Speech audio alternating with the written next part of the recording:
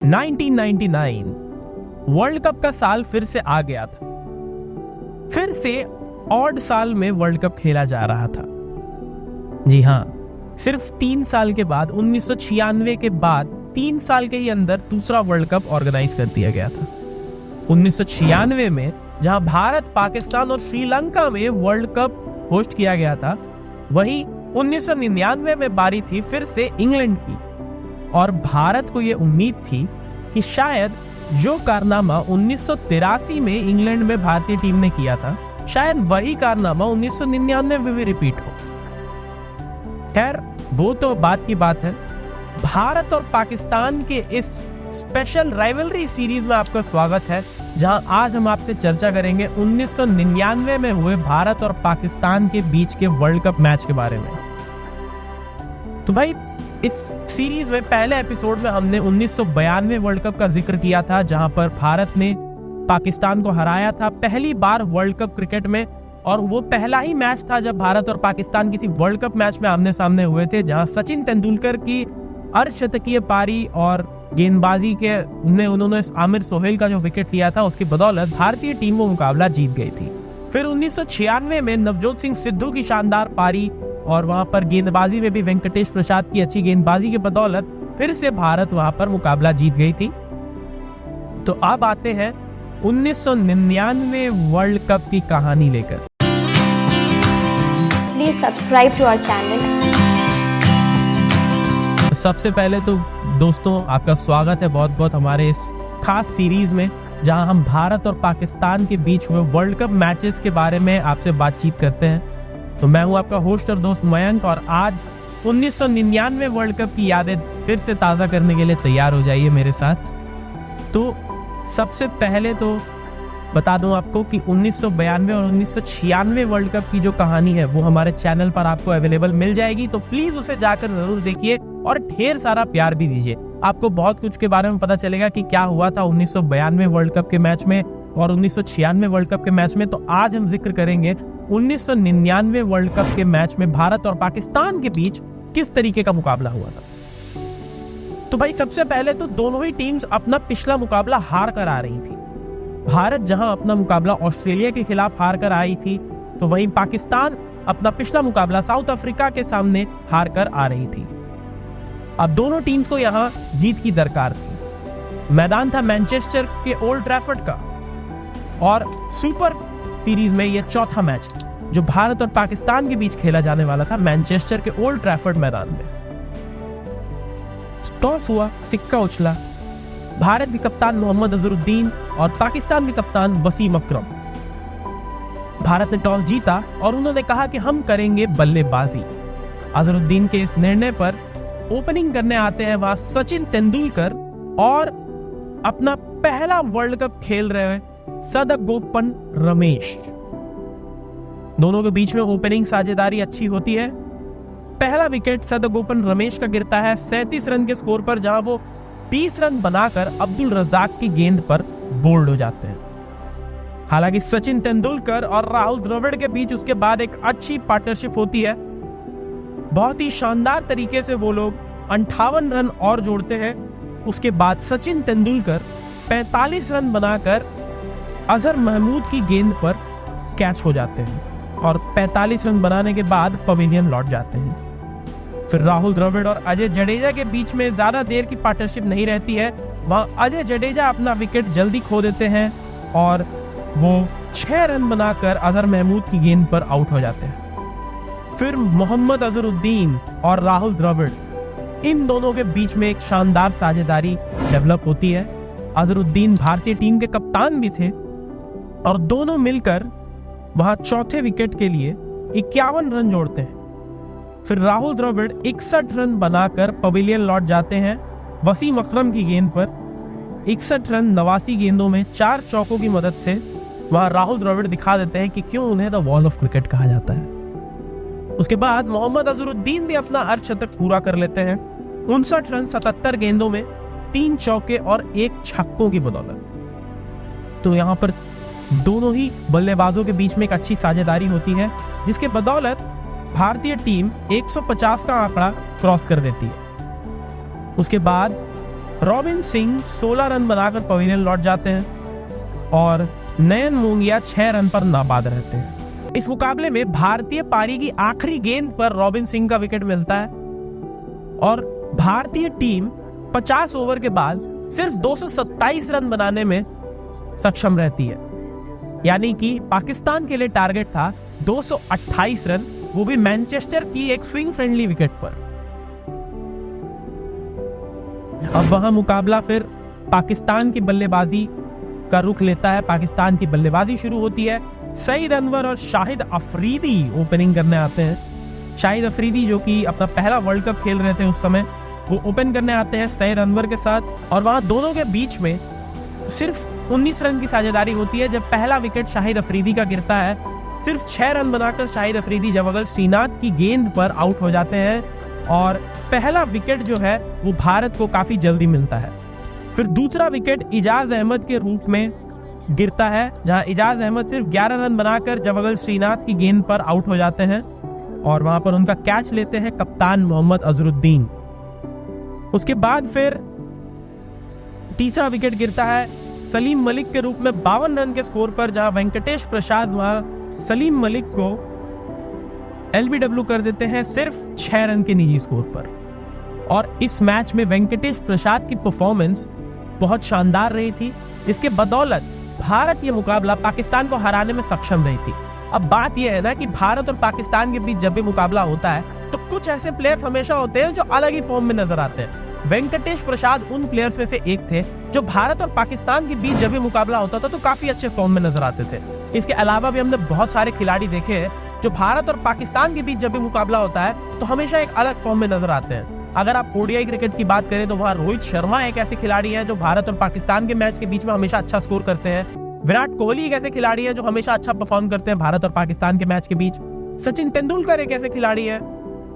तो कहीं ना कहीं पाकिस्तान के खिलाफ इन कुछ ऐसे खिलाड़ी हैं जो हमेशा एक अच्छे फॉर्म में रहते हैं और वेंकटेश प्रसाद उनमें से एक।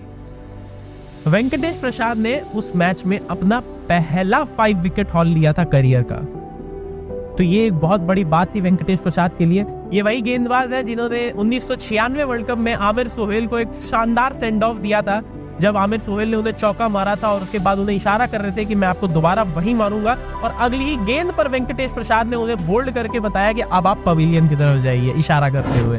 तो बहुत ही गहमा गहमी वाला वो भी मुकाबला था। और यहाँ पर भी वेंकटेश प्रसाद ने बताया कि वो क्यों भारत के one of the most successful गेंदबाज रहे हैं, खास करके भारत और पाकिस्तान के मैचेस में। तो वहाँ उन्होंने पहले तो सईद अनवर को भी आउट किया, वहां पर सलीम मलिक को भी आउट किया। हालांकि अगर बात करें उसके बाद विकेट्स की तो सलीम मलिक के बाद कुछ ही देर बाद फिर सईद अनवर का भी विकेट आता है। वहां पर सईद अनवर जो है वो वेंकटेश प्रसाद की गेंद पर कैच आउट हो जाते हैं, अजरुद्दीन उनका भी कैच लेते हैं। सईद अनवर 36 रन बनाते हैं 44 गेंदों में 6 चौकों की मदद से।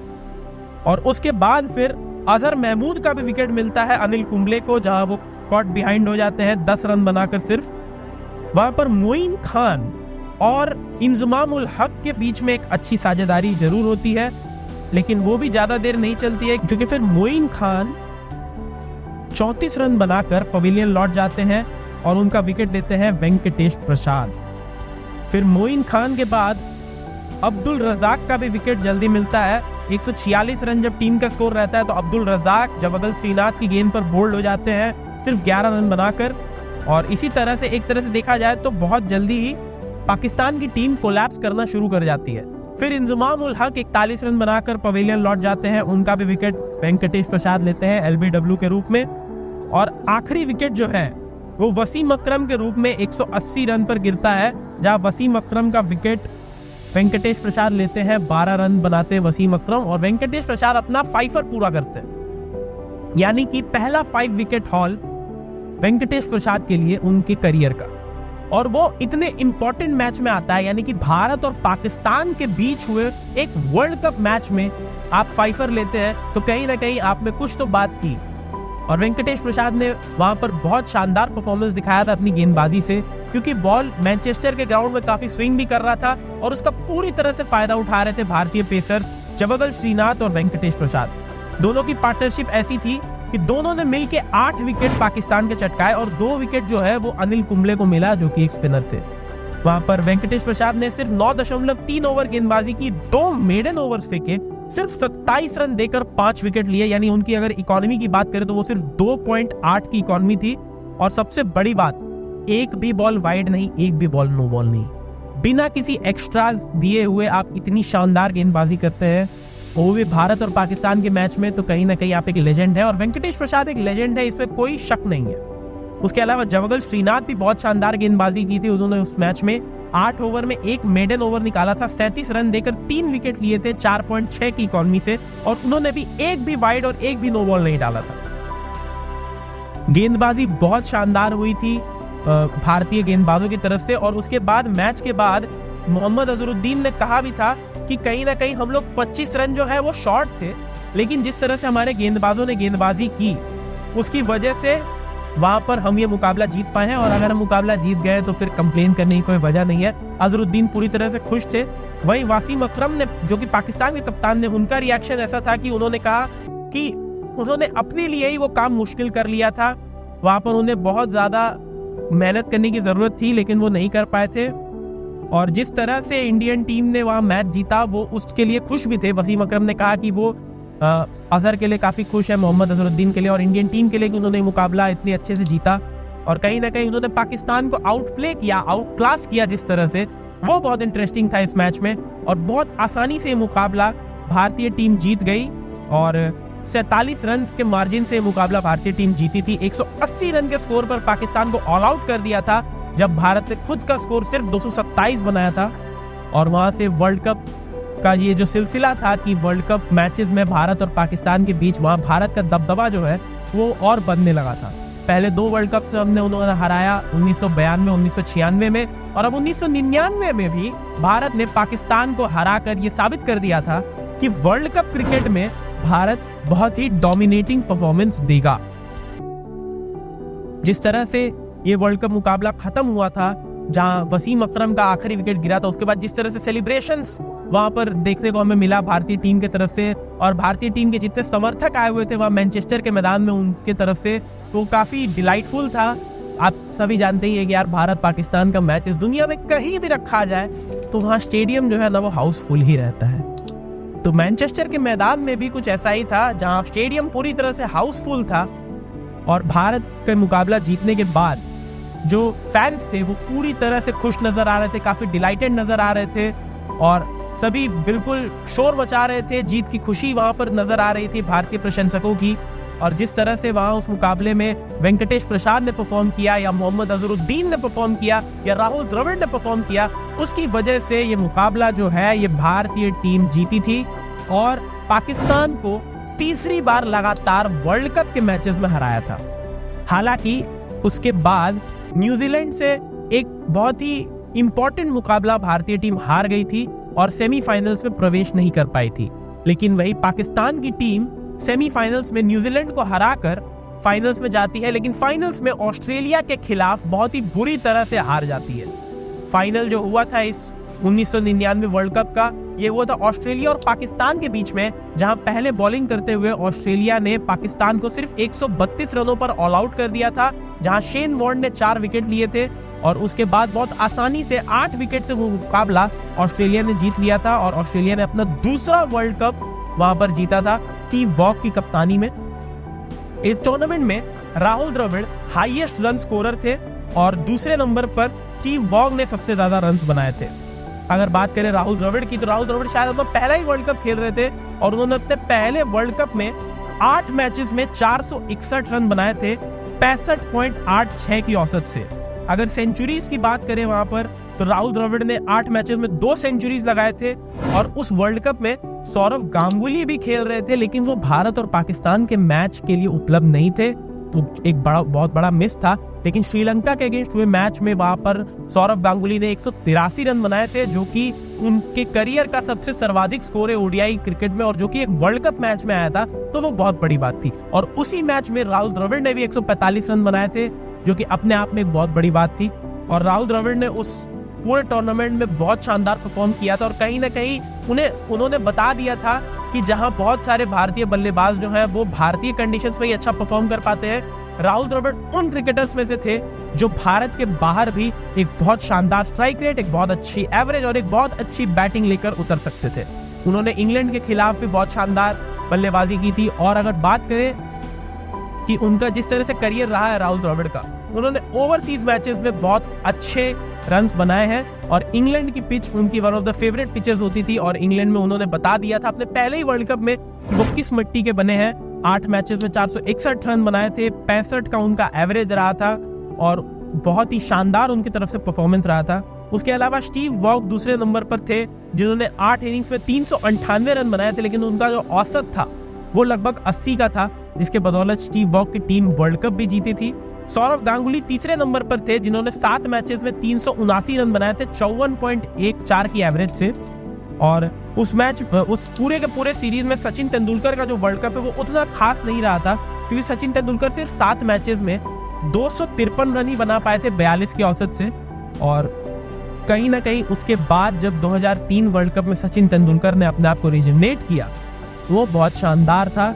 और भारत पाकिस्तान की सीरीज में जिस तरह से वर्ल्ड कप मैचेस में भारत ने डोमिनेट किया है वो कहीं ना कहीं बहुत सराहनीय है। आज तक हम लोग पाकिस्तान को डोमिनेट करते हुए आ रहे हैं और जिस तरह से पाकिस्तान और भारत के बीच में कोई भी वर्ल्ड कप मुकाबला होता है और जिस तरीके की गहमा गहमी होती है, जिस तरीके का माहौल होता है, एटमॉस्फेयर होता है उस मुकाबले का, वो कहीं ना कहीं बहुत इंटरेस्टिंग होता है। 1999 वर्ल्ड कप का मैच अगर देखने में उतना प्लीजिंग ना लगे, लेकिन कहीं ना कहीं वो जीत बहुत इंपॉर्टेंट थी भारतीय टीम के लिए, क्योंकि पिछला मैच वो ऑस्ट्रेलिया के खिलाफ हार कर आ रहे थे और कहीं ना कहीं भले ही उसके बाद जो टीम है वो सेमीफाइनल्स के लिए क्वालिफाई नहीं कर पाई हो, लेकिन पाकिस्तान को हराने के बाद एक अलग ही कॉन्फिडेंस आता है किसी भी प्लेयर को।